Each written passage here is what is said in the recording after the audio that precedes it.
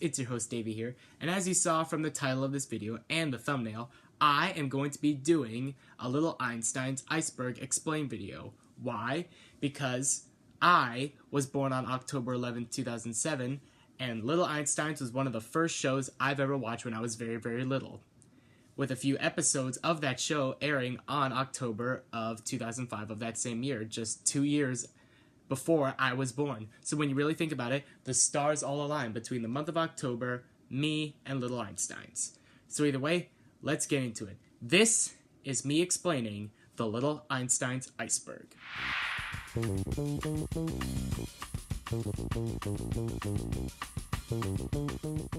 Our huge adventure. This is referencing the Little Einstein's pilot movie released on August 23rd, 2005, meant to promote the series that would later air on Playhouse Disney. The film itself lasted for just under an hour at a length of about 42 minutes. The story comprised of two plots. Plot 1, the Little Einsteins help a caterpillar get a brand new outfit in the tree of many colors. It then later turns into a beautiful butterfly. And Plot 2, the Little Einsteins help the butterfly find a missing invitation to get to a party, to which the invitation is later found on a ranch of cattle in Houston, Texas. Soon after this film's release, it was then later turned into two separate episodes, those episodes being A Brand New Outfit and The Missing Invitation. Both were released at the end of Season 1. Classical music. This is referencing the plethora of classical music found in every single episode of the show.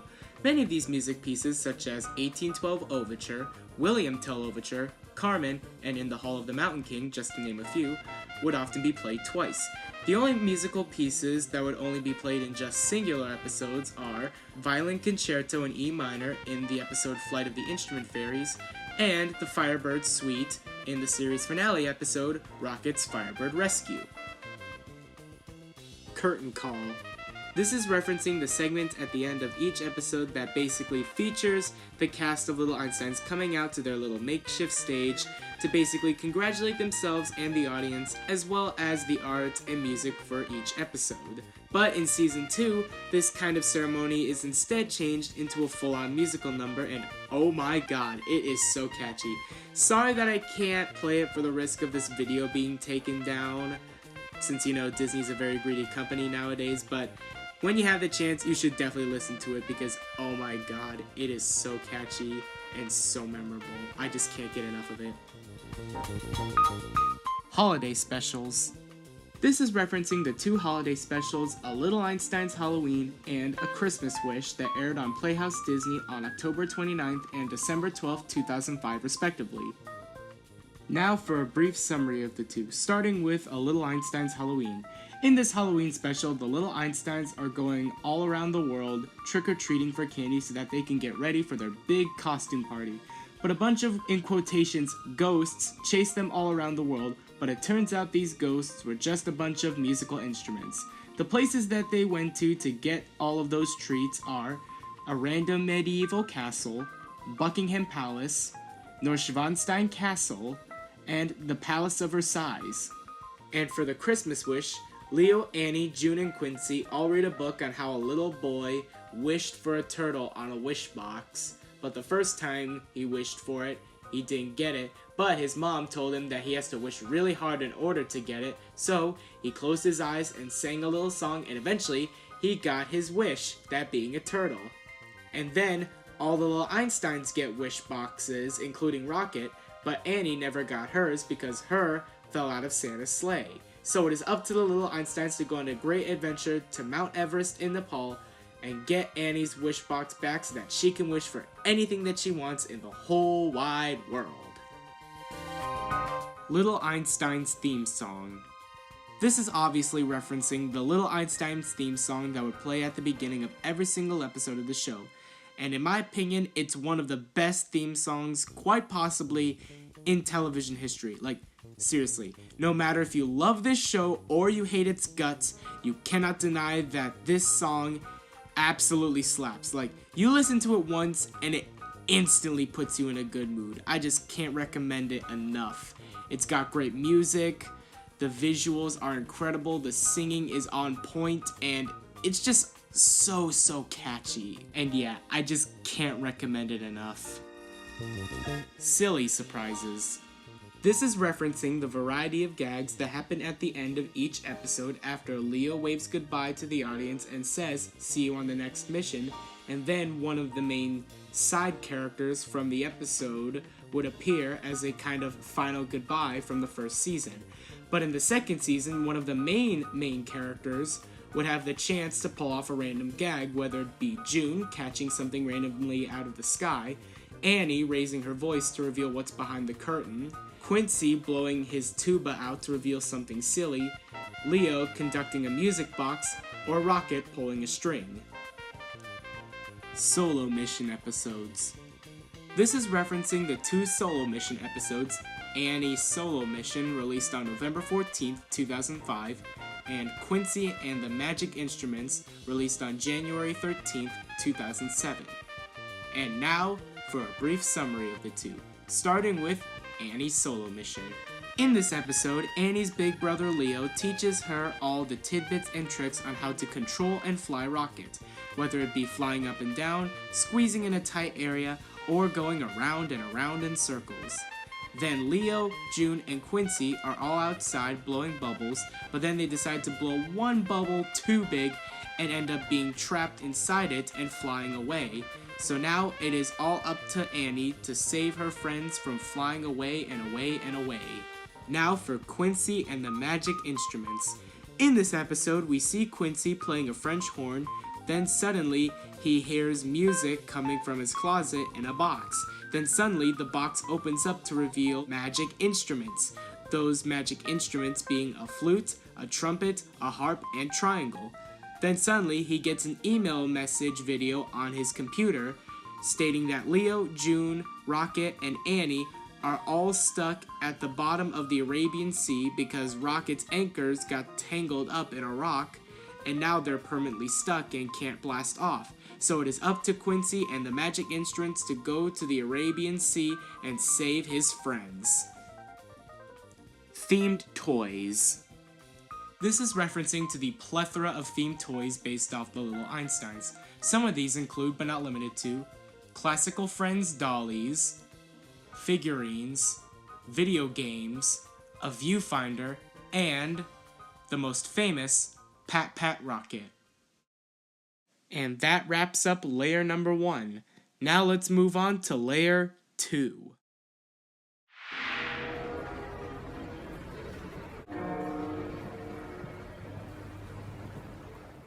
Big Jet. This is referencing to a common antagonist throughout most of the series that would often pester and be the main rival for the Little Einsteins, trying to upstage them every second that he can. But in the end, the Little Einsteins would always come out on top. Some of the crimes that Big Jet committed against the Little Einsteins are stealing a bag of goodies from Little Red Train, breaking Rocket's fly button, stealing Grandma Rocket's rocket soup, and trying to eat animal snacks, just to name a few. But in his final appearance in the episode Show and Tell, he eventually became redeemed, as when he stole the Little Einstein Show and Tell stuff, he apologized, and eventually Rocket gave him a hat as a sign of forgiveness. Fan-made reboot. This is referencing the Little Einsteins fan-made reboot that was made and released from 2019 to 2020. The series was created by Spuffy Einstein, and Kirsten Dickerson. According to IMDb, there are a total of 5 episodes that were made, but on YouTube, only one, I repeat, one can be viewed, that being the episode Gamer Annie. I don't know if you can watch the rest or where you can watch the rest because they are confirmed to have been made. But I feel like my best guess is that these are pieces of lost media because I cannot seem to find them or watch them anywhere. But if you do and have watched them, please let me know in the comments down below. Go Animate Hate. This is referencing to the plethora of Little Einstein's Go Animate videos on YouTube that are all basically the same kind of video. That being, the Little Einsteins talk to each other and think about what to do that is dastardly. They do the dastardly thing and are rightfully punished for it by being grounded by their parents or some other type of punishment. Similar to another viral Go Animate series, Caillou Gets Grounded, but instead of Caillou, it's the Little Einsteins. And honestly, I find these videos to be boring. They may be fun for like the first 3 times you watch it, but after that third one, it just gets repetitive because they're all basically the same story told over and over and over and over again. But if you happen to like Caillou Gets Grounded, then I think you might like these Little Einsteins Go Animate videos. Mascot costumes. This is referencing the Little Einsteins mascot costumes that were made for meet and greets at Disney's Hollywood Studios near Playhouse Disney Live on Stage and near Playhouse Disney Live on Stage at Disneyland. And honestly, the mascot costume characters don't look that great. I mean, they're not awful, I can still tell that it's them, but it just feels like I'm watching like a theme park mascot or mascots of popular characters made by a company that's cutting budgets. And the worst thing about these costume characters is that they're all the same height. I'm not kidding, they're all the same height. Like, take a look at the cartoon. Leo is clearly the tallest. But when you make Leo the same height as Quincy, June, and Annie, Leo loses Leo's voice. And another thing is that it's extremely hard to make mascots of 2D characters, specifically human 2D characters, of Flash characters, without making them look too dolly. But they're not awful. I mean, I've seen worse. Origins of Rocket. This is referencing to the first appearance of Rocket in the episode How He Became the Little Einsteins: The True Story. If you didn't know, Rocket was originally a figurine in Leo's Babymobile when he was very little. But many years later, when Annie found that same Babymobile in Leo's closet, Rocket is gone, and it turns out Rocket is actually sentient and grew up to be massive. So when the gang checked inside Rocket and out, they found out that Rocket's inside is very cool, including all different kinds of cool stuff, including games, snacks, art supplies, and many more. So they tried to find Rocket a new home around the world to no avail. But they end up finding Rocket a home by making him one in Leo's backyard, even going as far as to make a little tunnel for the Little Einsteins to get to Rocket's new place, labeled the Rocket Room, in a tree. And the inside of the Rocket Room includes stuff like games, a playroom, a place for Rocket to sleep, and pictures of the Little Einsteins on a wall. And that's how Rocket became the Little Einsteins' new companion, and the rest is history. Rocket's tools. This is referencing to the plethora of tools Rocket uses throughout the series. Some of the tools that he uses often are the Look and Listen Scope, Grab Nabber, Bigger Digger, and in Season 2, his super fast boosters. Rocket's transformations. This is referencing to the plethora of transformations Rocket does throughout the series, mostly in Season 2. Some of the transformations Rocket turns into are a train, a submarine, a monkey, an elephant, a lightning bug, a spider, and many more. Season 2 intro updates. This is referencing to the Season 2 intro of The Little Einsteins that was released in 2007, during the start of the show's second season. The main changes in the second season intro are, the square tiles of The Little Einsteins appear much quicker, many of the transitions into several shots of the song are replaced with Little Einstein characters, except for the Leaning Tower of Pisa. There's a lot more clapping in this intro. The painting that transitions into the Little Einsteins going through a segment from Our Huge Adventure is replaced. Rocket is flying around Greece, and finally, Quincy has a timpani. And that wraps up Layer 2. Now it's time we move on to Layer 3.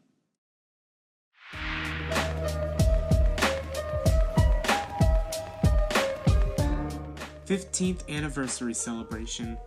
This is referencing to the fan-made Little Einstein's 15th anniversary celebration made by YouTuber MickeyFan1909.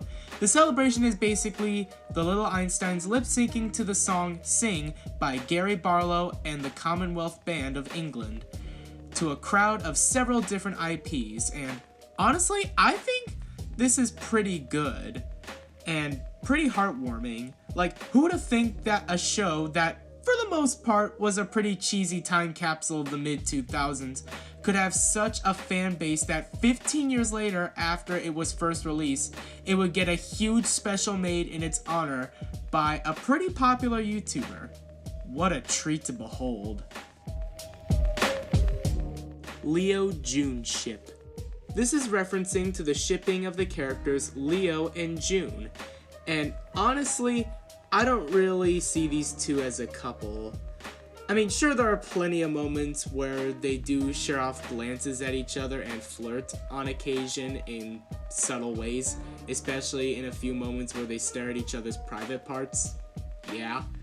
But other than that, I just see these two as just good friends.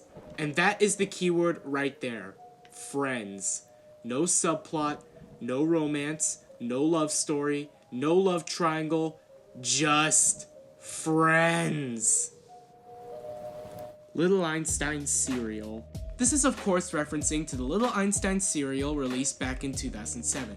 It was made by the company General Mills, who also did a lot of other Playhouse Disney cereal promotions, such as with Mickey Mouse Clubhouse and My Friends Tigger and Pooh.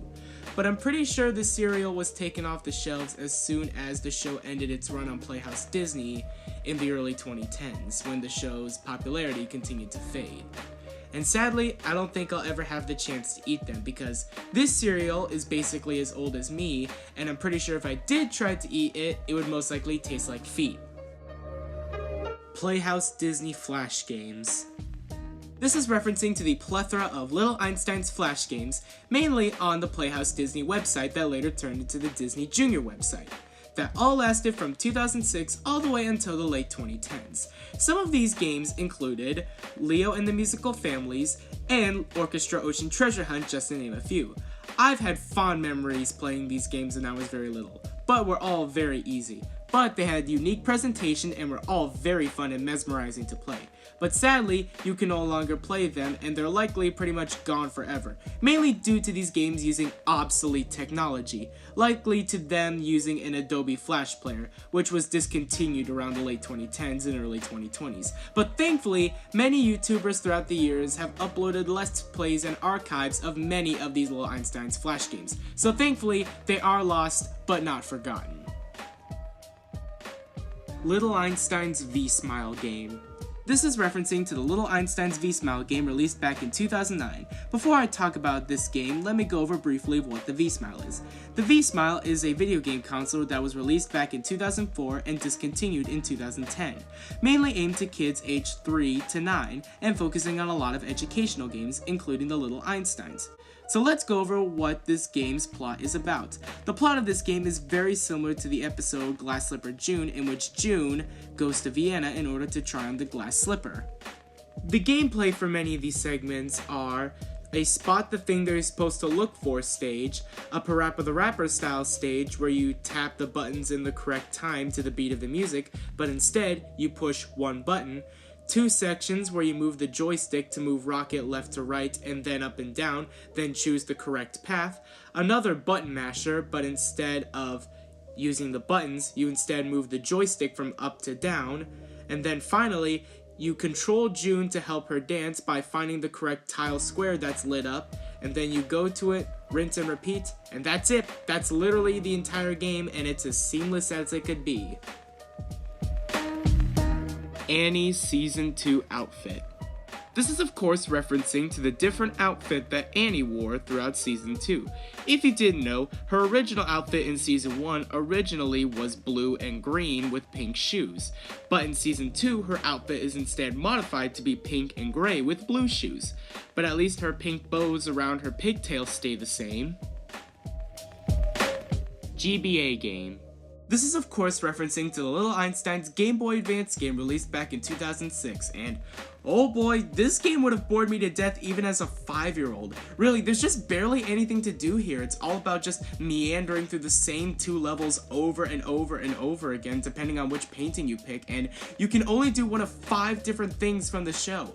Only 5! Those being listening to the music, then pick the correct path, a linear side-scroll level where you collect different things, and 2 rocket rocket segments, one where you go up and down, and uses grab nabber to collect different things, same to the linear side-scroll level. And that's it, that's literally the whole game.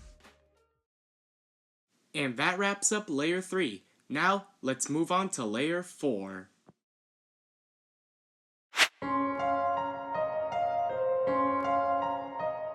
Dinosaurs After Dark copied Night at the Museum.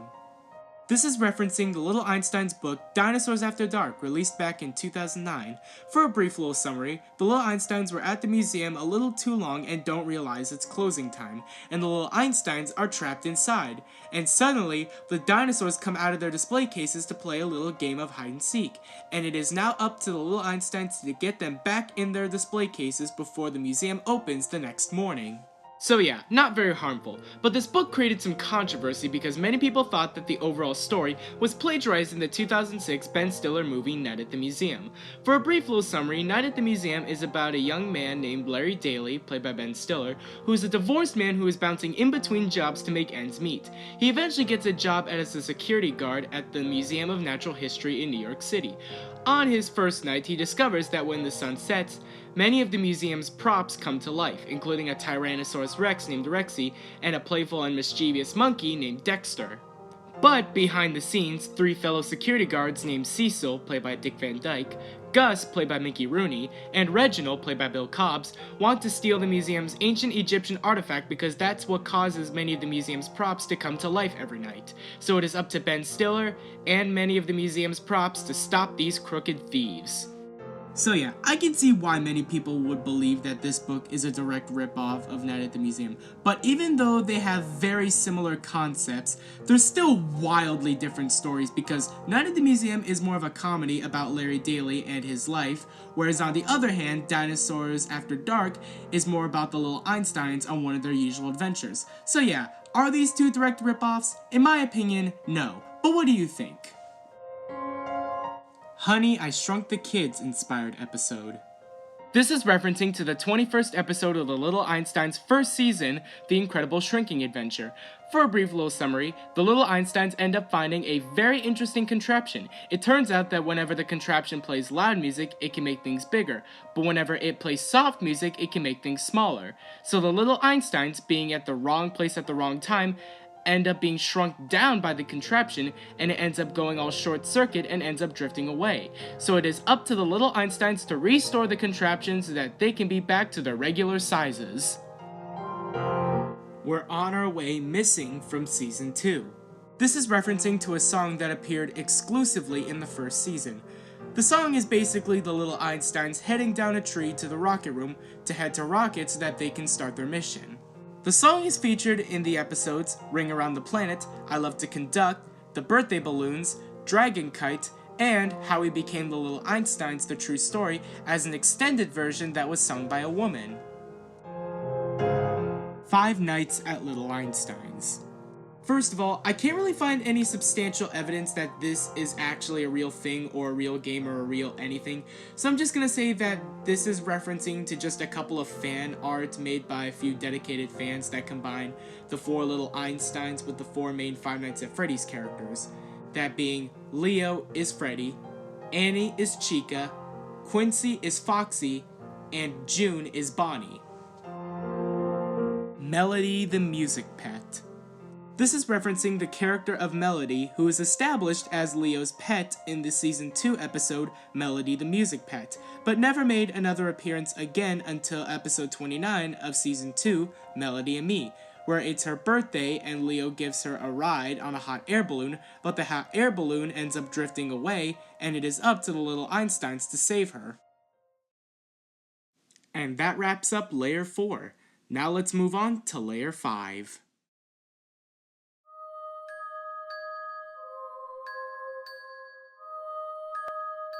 Little Einstein's Mississippi Hoedown.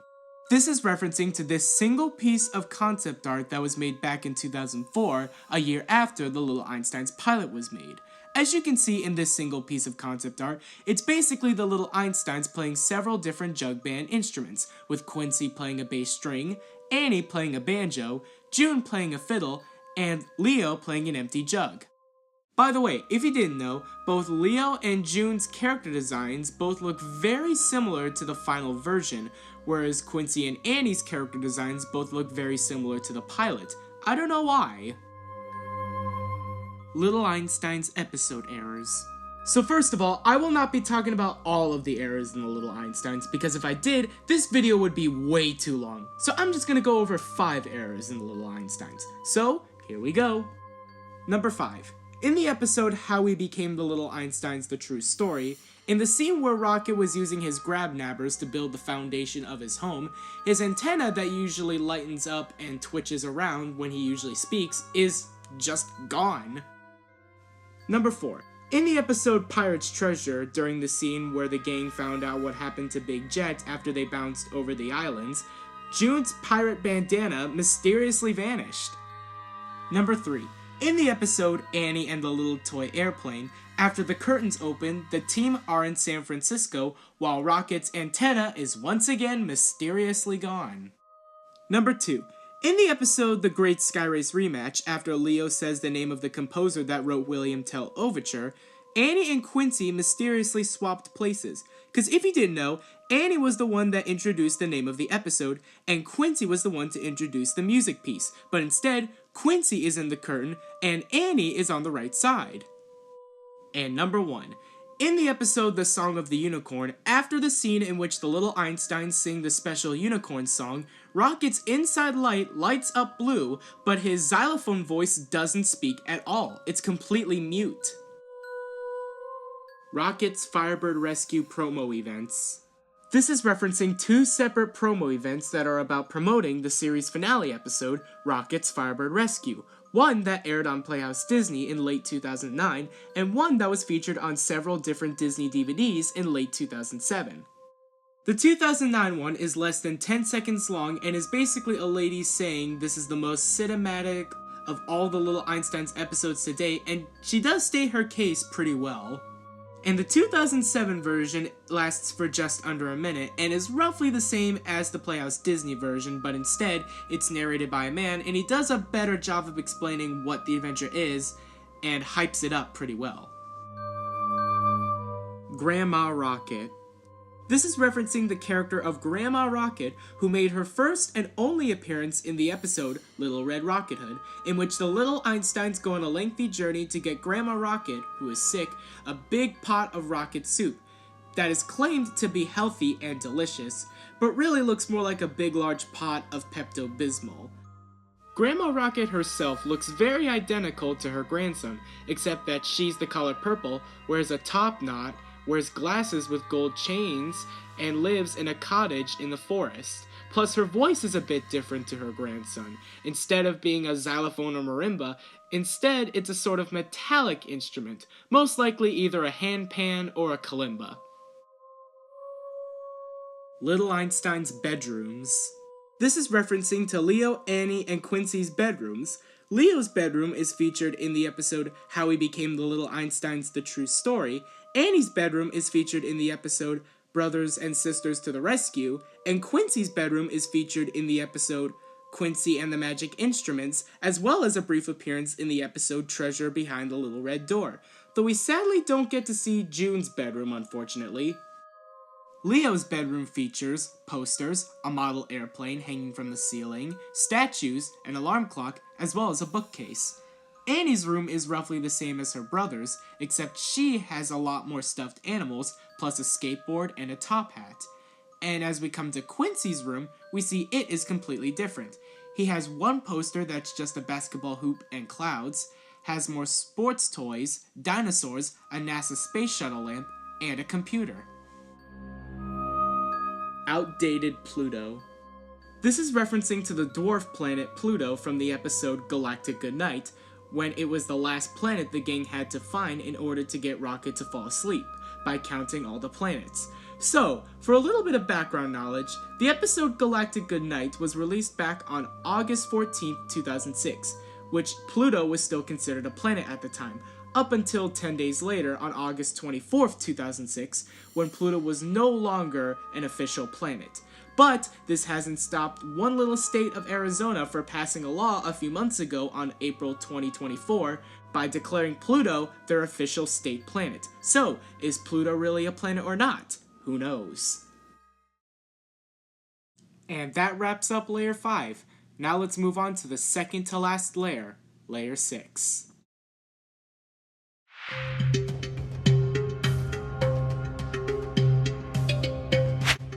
Little Einstein's pilot. This is referencing to the Little Einstein's pilot that was originally named Little Einstein, singular, that was made in 2003 and pitched to Disney by the Baby Einstein Company with the hopes that it would become a brand new series for their preschool block, Playhouse Disney, to which it did. The main differences between the pilot and the final version is that obviously the character designs look a lot more simplistic than the models used in the final version. Plus, the characters' names are different, such as June originally being named Isidore and Quincy originally being named Wolfgang. Plus, the characters' personalities are also different, such as with Wolfgang, aka Quincy, who originally had a stuffed animal named Cuddly Dudley that he keeps by his side since he suffers from anxiety and is afraid of many things, but this was mostly removed in the final show, with Quincy being a lot braver, with his only fear being the dark. Plus, Annie's personality is a lot different just like Quincy, but instead, her personality is a lot more arrogant and pouty, plus she also had a very stereotypical country accent, which most of this was cut in the final version, except for a brief return in the season 1 episode, Go West Young Train, in which Annie is also wearing a cowgirl hat. But Rocket had the most drastic change of them all, with him having a more long red pill look, which in retrospect looks kind of crude. And his original name was not Rocket at all, it was actually Cosmobot. Plus his voice was actually more computery and static compared to the final version, where his voice is more of a xylophone or marimba. And the most drastic difference in this pilot is that there was no Rocket Room at all for the Little Einsteins to meet. Instead, they would meet in a neighborhood park, which is kind of odd. So, to conclude, the Little Einstein's pilot is still a big piece of lost media, and people are still looking for it to this day, and I really hope that it does get found one day, because Little Einstein's has been a huge piece of my childhood for years, and it's just so fascinating to hear that a big piece of my and everyone else's childhood is lost. But I like to remain optimistic because of the abundance of lost media that was found, not to mention that many children's shows such as Bear in the Big Blue House and Blue's Clues also had pilots that were lost for many years and were found. I think it's highly likely that we'll find a copy of this sometime in the near future. Little Einstein's run on cable television. This is referencing the run Little Einsteins had on Playhouse Disney and Disney Junior before it was taken off the air. Because if you didn't know, Little Einsteins first aired on Playhouse Disney on October 9th, 2005, and even with no more new episodes being made, with the final one being Little Elephant's Big Parade airing on December 22nd, 2009, the show continued to air in reruns on Playhouse Disney. And even when Playhouse Disney was canned and replaced with Disney Junior, Little Einsteins, along with 3 other Playhouse Disney shows, were all brought on to Disney Junior, and Little Einsteins continued to air throughout the entirety of the 2010s, up until March 25th, 2019, when it finally ended its almost 14-year run. Yes, I am not kidding. How crazy is that? Think about it. The show first aired in 2005, and it wasn't taken off the air until 2019. During its lifetime, there was Jake and the Neverland Pirates, Sophia the First, Puppy Dog Pals, and even Bluey hit the scene before Little Einsteins finally died out. Currently, all of the Little Einsteins episodes are now available for viewing through Disney's subscription service, Disney+. Frank Summers' animation demo reel. This is referencing to a former animator of the show, Frank Summers, who's actually been working on the show since the very beginning in 2005. I don't know how much he animated in the show, but what we do know is that he uploaded a reel to his YouTube channel that featured his work on a couple of scenes from the show, such as June ballerina dancing from the episode The Wind-Up Toy Prince, Leo feeling sad about Melody from the episode Melody the Music Pet, Quincy playing a flute from the episode He Speaks Music, and finally, Annie singing her special song on her microphone from the episode Annie Get Your Microphone. Pop culture references in Rocket's Firebird Rescue. This is referencing two scenes that reference two very well-known pop culture phenomenons in the episode Rocket's Firebird Rescue. The first one is in the scene where Quincy uses music power alongside the forest instruments to stop Catch Eye's animals, but when Catch Eye sends out everything that he's got, the group exclaims, "Bats, mosquitoes, spiders, and bears, oh my!" This line is referencing the 1939 MGM musical fantasy film The Wizard of Oz, from the scene where Dorothy, the Scarecrow, and the Tin Man get scared in the forest where they end up meeting the Cowardly Lion. And the other scene is where the Little Einsteins are trying to find a special rainbow key to free the Firebird from her cage, but end up being chased around by a crescendo dragon. That chase scene is a reference to the multiplicity of chase scenes from the cult classic Hanna-Barbera show, Scooby-Doo, Where Are You? Lost UK dub. This is referencing the UK dub of the Little Einsteins that is basically the exact same as the one in the United States, except all of the characters' voices are British. Currently, there are very few episodes of the show that are found, with the majority of them being lost. From Season 1, the episodes that are lost are Pirate's Treasure, The Legend of the Golden Pyramid, A Little Einstein's Halloween, The Mouse and the Moon, The Good Night and the Bad Night, The Christmas Wish, Jump for Joey, The Northern Nightlight, Oh Yes It's Springtime, The Incredible Shrinking Adventure, Knock on Wood, and A Brand New Outfit. And the episodes lost from Season 2 are Melody the Music Pet, The Puppet Princess, He Speaks Music, Carmine's Big Race, Sleeping Bassoon, The Blue-Footed Booby Bird Ballet, Little Red Rocket Hood, The Puzzle of the Sphinx, Annie and the Beanstalk, Mr. Penguin's Ice Cream Adventure, Annie Get Your Microphone, Animal Snack Time, The Great Schubert's Guessing Game, Quincy and the Instrument Dinosaurs, Build It Rocket, Melody and Me, The Song of the Unicorn, Silly Sock Saves the Circus, Go Team, The Music Robot from Outer Space, Show and Tell, Fire Truck Rocket, and Rocket the Bug. By my calculations, that's 36 out of these 67 episodes in the official lineup, not counting the two 45-minute specials that are lost. And the only way these episodes will ever resurface in their entirety is to check through home recordings like VHS tapes or other kinds of recordings from cable television, if you live in the UK. And that, ladies and gentlemen, wraps up Layer 6. Now let's move on to the final part. Layer 7.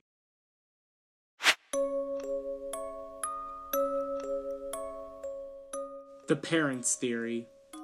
Now for this video, I'm not going to go over all of the Little Einstein's parents theories, because if I did, this video would be way too long than it already is. So I'm just going to go off one theory, and the one theory I'm going to go off of is from YouTube user PsychoPio. His theory on why the Little Einsteins are all alone, intelligent, and have a rocket ship is because their parents are spies and are out on a secret mission somewhere in the world, or maybe even in space. Plus, for Leo and Annie specifically, he theorized that their parents, who are spies, died somewhere tragically, and Leo had to grow up fast to take care of his younger sister, and used his rocket ship to go all around the world to teach us about the world's culture and music. So personally, I think his theories are very creative, there's no doubt about that. But most if not all of his theories are mostly debunked, considering that most of what he theorized is mostly answered in the Season 1 episode, How We Became the Little Einsteins, The True Story. I'm not saying that his theories are completely debunked, but they are, in Wicked Binge terms at least, full of holes. Demonstration DVD. This is referencing these Little Einstein's demonstration DVDs that was sold in select stores that was meant to promote the up-and-coming Little Einstein's pilot movie, Our Huge Adventure. The only kind of footage we have of this demonstration DVD is a few screenshots from the Little Einstein's fan wiki, plus a small clip of menu browsing from YouTube user Gabriella Fanatic 2005. But other than that, this demonstration DVD is mostly lost media. And there you have it, me explaining the Little Einstein's iceberg. Sorry if this video took so long, but you know the old saying, better late than never. So I hope you guys all enjoyed the video, and if you do, don't forget to hit that like button, smash that subscribe button, and ring that notification bell so you never miss out on any of my future videos. And that's all I have to say. Peace to the world and peace out. Bye-bye.